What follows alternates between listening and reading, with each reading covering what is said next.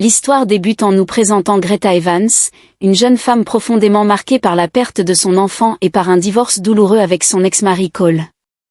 Son passé douloureux l'a laissée solitaire et méfiante, mais elle tente de reconstruire sa vie en acceptant un emploi unique et particulier, garder un enfant dans un manoir isolé à la campagne, loin de tout repère familial ou amical. Elle arrive avec un mélange d'espoir et d'appréhension, consciente qu'elle s'éloigne d'une vie ordinaire pour pénétrer dans un monde mystérieux et rempli de règles strictes. À son arrivée, elle est accueillie par Malcolm, un employé fidèle de la maison, chargé de la livraison des repas et familier des moindres recoins du manoir. Avec un calme rassurant mais discret, il lui fait découvrir les lieux, lui montrant les vastes couloirs sombres, les escaliers grinçants, les chambres soigneusement décorées et les nombreuses pièces remplies de meubles anciens. Chaque objet semble avoir une histoire, et l'atmosphère du lieu est à la fois solennelle et légèrement inquiétante, renforçant le sentiment d'isolement.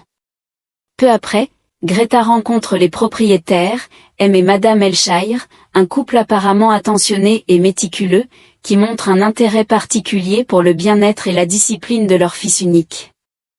Leur comportement, bien que poli, dégage une certaine rigidité qui intrigue Greta.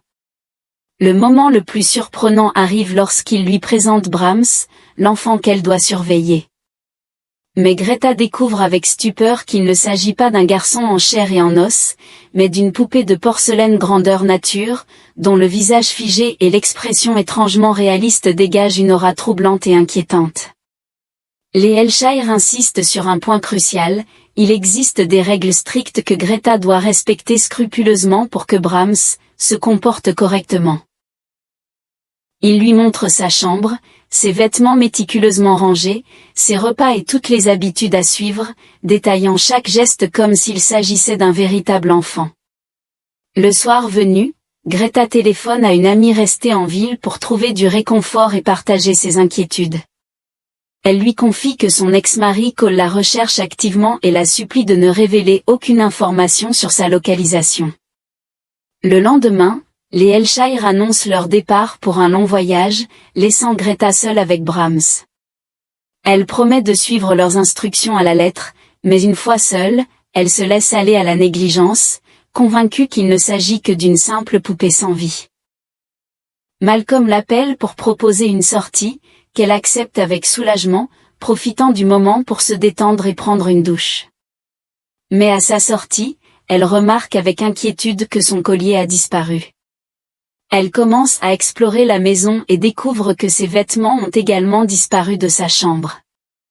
Un bruit étrange retentit et attire son attention, l'accès du grenier est ouvert.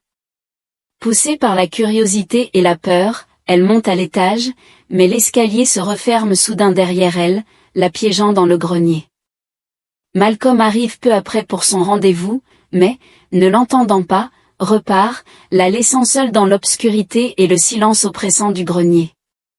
Coincée et tremblante, Greta fouille l'espace poussiéreux et découvre un vieil album photo où apparaît le véritable Brahms lorsqu'il était enfant, avant sa mort tragique.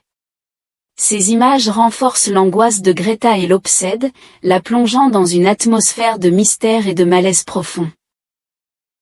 Au matin, elle parvient à sortir du grenier et retrouve Malcolm, à qui elle demande des explications sur la maison et Brahms. Malcolm lui raconte que le jeune garçon est mort dans un incendie le jour de son 8e anniversaire, un événement qui a marqué irrémédiablement la famille. Ensemble, ils se rendent à la tombe de Brahms, confirmant qu'il est décédé 20 ans plus tôt. Greta, observant la poupée, se dit que si Brahms avait vécu, il aurait probablement aujourd'hui le même visage que la poupée qu'elle garde. De retour dans le manoir, Malcolm partage un souvenir troublant. Lors d'une livraison, il avait assisté à la fête d'anniversaire de Brahms. Madame Elshire jouait avec la poupée comme si elle était son fils réel, tandis que Monsieur Elshire, ivre, proposait à Malcolm de boire avec lui. Quand Malcolm demanda comment était le véritable Brahms, Monsieur Elshire se contenta de répondre d'un seul mot, étrange. Ce mot hante Greta, accentuant son sentiment que quelque chose de surnaturel se cache derrière la façade de la maison. Cette nuit-là, Greta fait un cauchemar terrifiant, elle voit la poupée bouger sa tête. Réveillée en hurlant, elle se lève et la trouve assise sur son lit. La peur la submerge, et elle s'enfuit précipitamment, mais son téléphone sonne. À l'autre bout du fil, une voix inquiétante se fait entendre, celle de Brahms. Terrorisée, elle comprend qu'elle doit respecter toutes les règles à la lettre si elle veut survivre. Pendant ce temps, M et Madame Elshire rédigent une dernière lettre pour leur fils décédé ou pour la poupée, avant de mettre fin à leur jour en se noyant dans une rivière, laissant Greta seule face à l'énigme de Brahms. Malcolm revient et remarque que Greta semble désormais entretenir une relation étrange et intime avec la poupée. Animée par la curiosité et le doute, Greta demande un signe irréfutable de la présence de Brahms. Malcolm pense qu'elle délire, jusqu'au moment où, sous leurs yeux ébahis, la poupée disparaît mystérieusement. Greta confie alors que la poupée représente une connexion avec l'enfant qu'elle a perdu. Malcolm est profondément touché. Ensemble, ils s'embrassent dans une scène à la fois tendre et inquiétante. Plus tard, alors qu'ils tentent un moment d'intimité, Brahms met la musique à fond, les interrompant brutalement. Malcolm supplie Greta de quitter la maison, jugeant la situation de plus en plus dangereuse. Il raconte qu'autrefois, une fillette venait jouer chaque semaine avec Brahms, jusqu'au jour où elle disparut mystérieusement et fut retrouvée morte dans la forêt. Pour lui, l'entité derrière Brahms est extrêmement dangereuse, mais Greta refuse d'y croire et continue de penser que la poupée ne lui ferait jamais de mal. Le lendemain, Cole, l'ex-mari violent de Greta, arrive au manoir, déclenchant une tension palpable et inquiétante. Sur un mur apparaît un message terrifiant, « Get out ». Furieux et incapable de comprendre la situation, Cole fracasse la poupée. Ce geste déclenche l'impensable, tremblement, grondement, apparition horrifique et porte qui claque. La vérité éclate alors, le véritable Brahms, enfant brûlé dans un incendie, n'est jamais mort.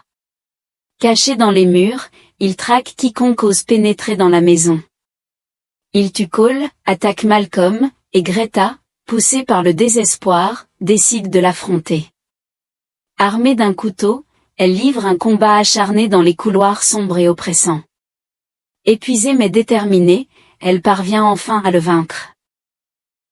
Greta retrouve Malcolm, gravement blessé mais vivant, et tous deux réussissent à s'échapper en voiture, laissant derrière eux le manoir maudit. La scène finale est glaçante, une silhouette mystérieuse reconstruit minutieusement la poupée, suggérant que le cauchemar n'est pas terminé et que Brahms pourrait revenir hanter quiconque ose s'approcher de cette maison isolée, mystérieuse et terrifiante.